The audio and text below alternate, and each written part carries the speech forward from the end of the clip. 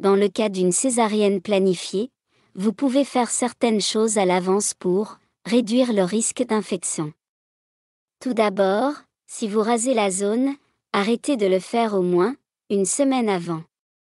La zone sera plutôt rasée dans l'environnement stérile de la salle d'opération. Deuxièmement, le jour de la chirurgie, lavez bien votre bas-ventre et votre région pubienne avec de l'eau et du savon. Nous vous conseillons également de ne pas utiliser de lotion, de crème ou de talc sur votre peau.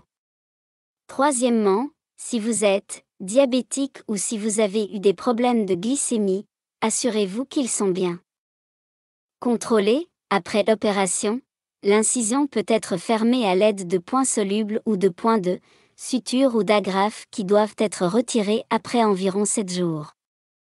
Renseignez-vous auprès de la sage-femme ou du médecin.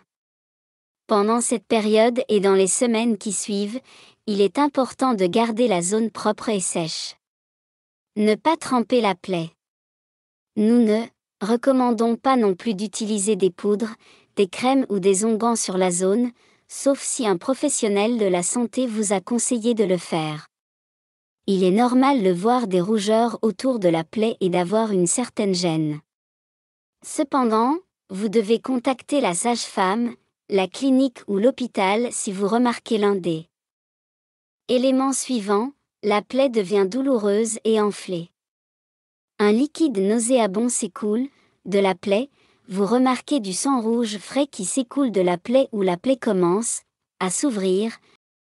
Le massage de la cicatrice peut réduire sa taille. Cependant, vous ne devez pas commencer à le faire avant au moins 6 semaines après l'opération. Un massage doux sur toute la longueur de la cicatrice à l'aide d'un lubrifiant comme l'huile de noix de coco peut réduire l'apparence de la cicatrice au fil du temps.